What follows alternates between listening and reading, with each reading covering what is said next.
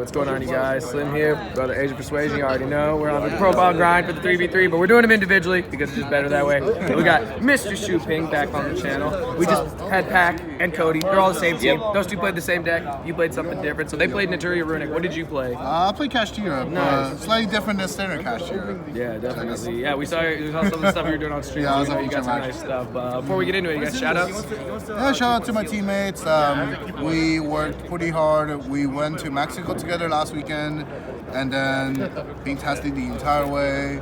Shout out to Gunther, Walter, Arnold, Paulie, who we also went to Mexico together, big testing.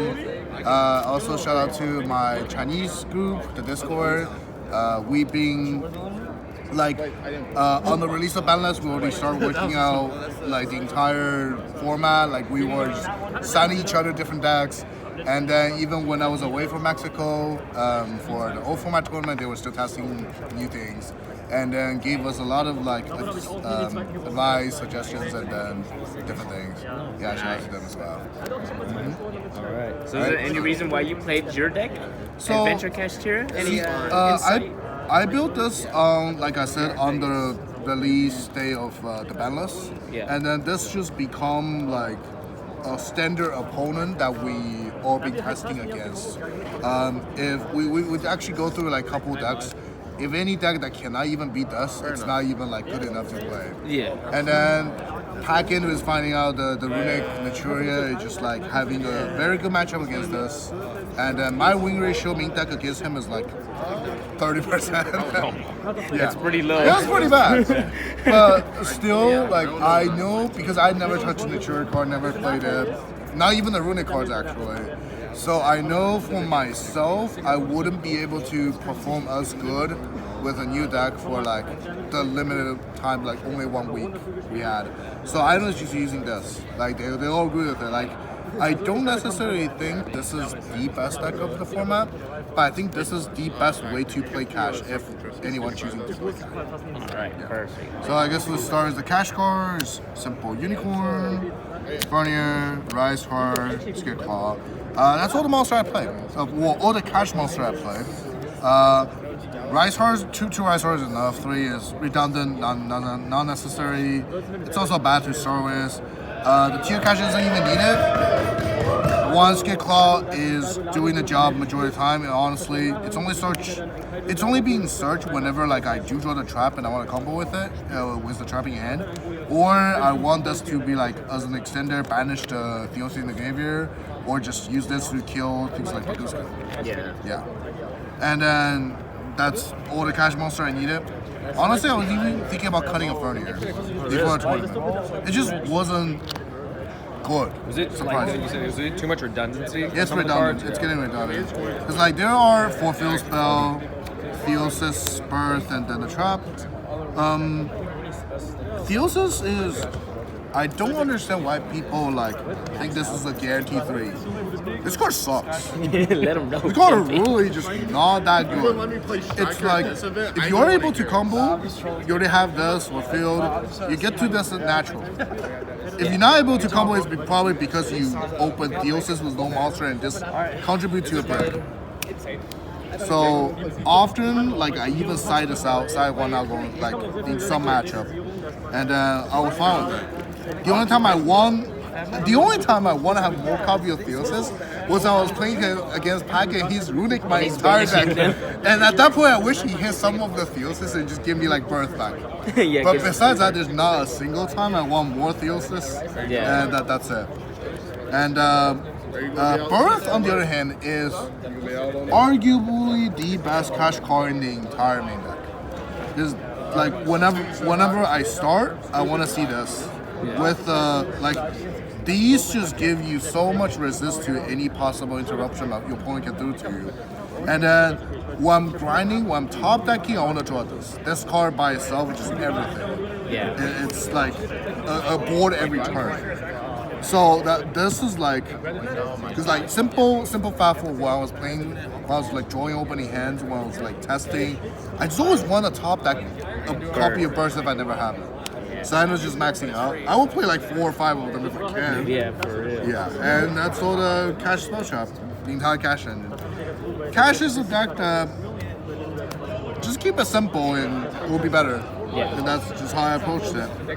With a little bit twist being the venture package. Enchantress, Griffin Legal, Rye, Playful Trickle Back. Back in OCG, when Cash first came out, I think both Rye and Enchantress were limited, and then later Griffin got banned. So this package is never even a thing during the time for OCG to even thought about it. Here it's different. There's like the entire Brave package alive, nothing being touched. These are fantastic cards. These, like Griffin solves nearly every single problem KASHTIRA has as a deck. The only thing it doesn't is Dark Ruler, which we're not anticipating a lot of people playing at all, or Lava Golem Spearman. Yeah. To be honest, this actually like alleviate a little bit problem even from Lava Golem and Spear because you just have so many monsters on. Yeah, they can choose. On the other hand, evenly negate, Ash negate, Nibiru negate, Book of Eclipse negate, right? Go in second, pushing board. Alright, cool. Summer Griffin, time to full combo. Yeah. And then Illegal, on the other hand, combined with Draco back, these two during the tournament, I bounced so many like back rows from Labyrinth or extra that monster from Despia. Yeah. And they are worst case level 7 monster. Remember, people were playing like either the higher count of Cash was like tier Cash or more copy of Scarecrow Rise Horror, or even someone playing like Insta Contact for level 7 from the extra deck. These worst case are those cards. Yeah. But in the good situation, I've just beat down so many opponents with just Unicorn Furnier, Griffin, and Illegal. And that's how you win. And that's just game. Like, I honestly touched the extra deck way less than everyone thinks of. And because like I technically built a list before, well, I built a version before the ban list just to see how Cash is really in the TCG doing tier format. Doing tier format, I was playing 2 of each of these. Yeah. Because there's Miller existing. So yeah, this was the Brave Engine. Never regret it. I think this is the best version to play Cash right now. And everyone who's not playing these and play like weird non-engine like Shifter, Imperm, Nibiru, Book of Eclipse, they just all run. That's all.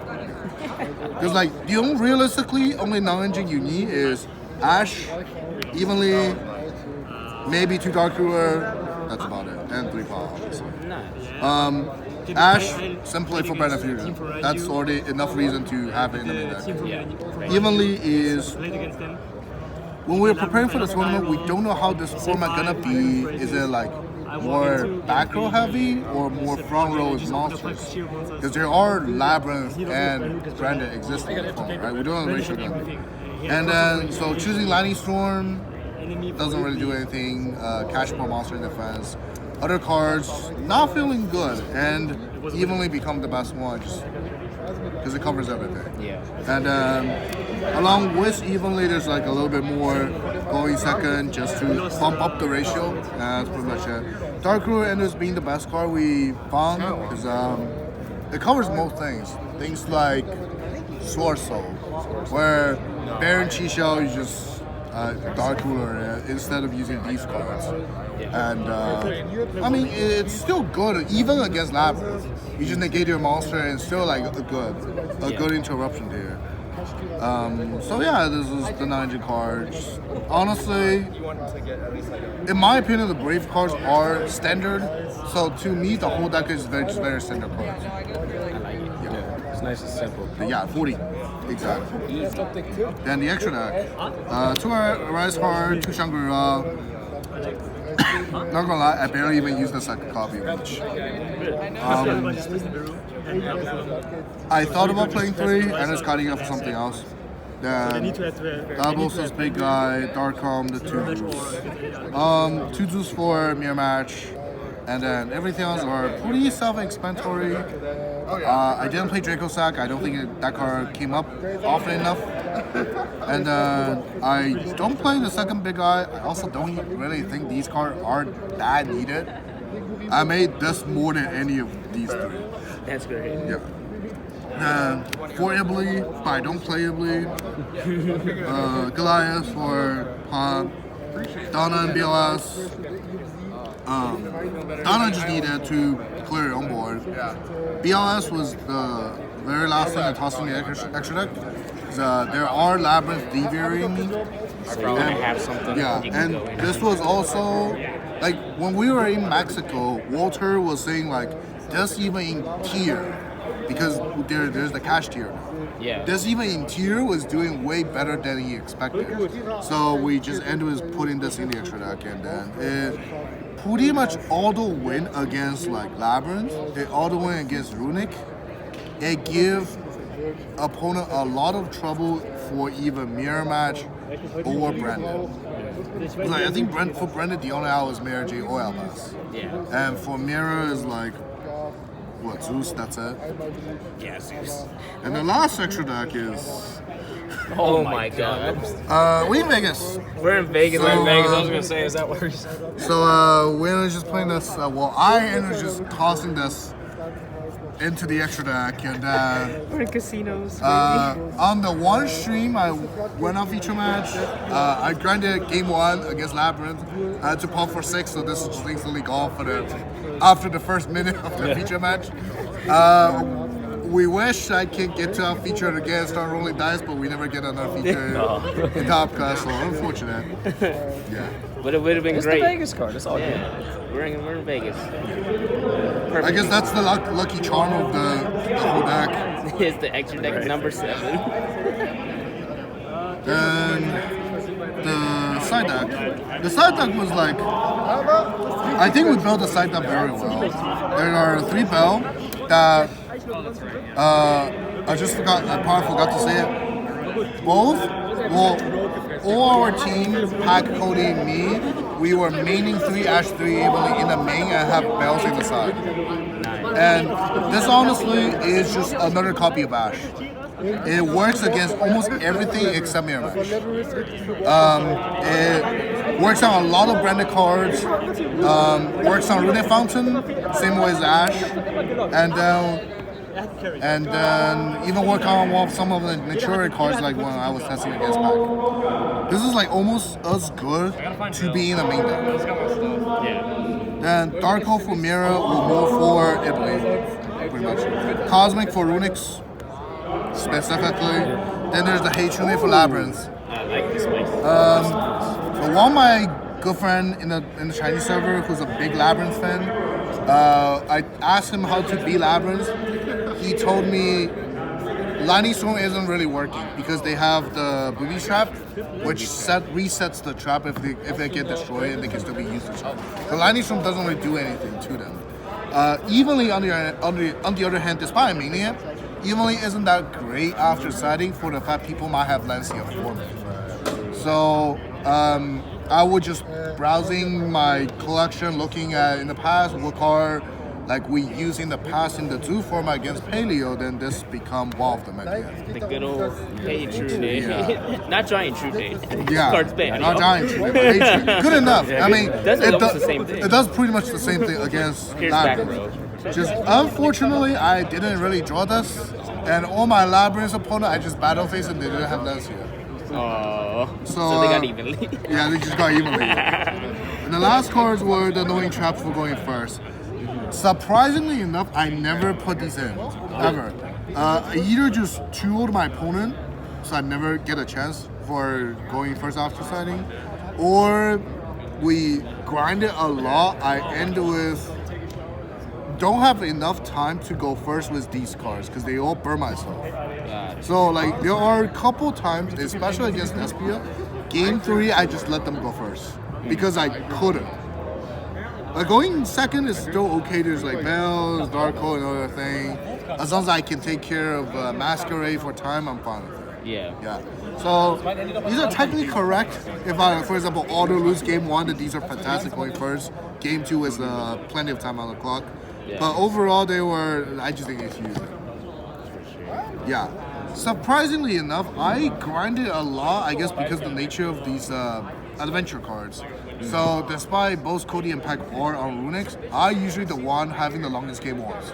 Yeah, I can Yeah, see it. I was winning at the end of the game one. Yeah. So I think maybe some time cards is needed. That's like the one big difference we realized during the tournament Yeah, when you're compared to when we were grinding playing games. it. Yeah, but everything else, like the Ash evenly in the main, the Bell in the side, were 100% the correct choice for the entire meta, and I'm very happy about it. And that's about it for that profile. Awesome. Well, congratulations on getting top 16 Shumping with your boy Cody and Pack already left. You already know. And thanks for deck. Thank you.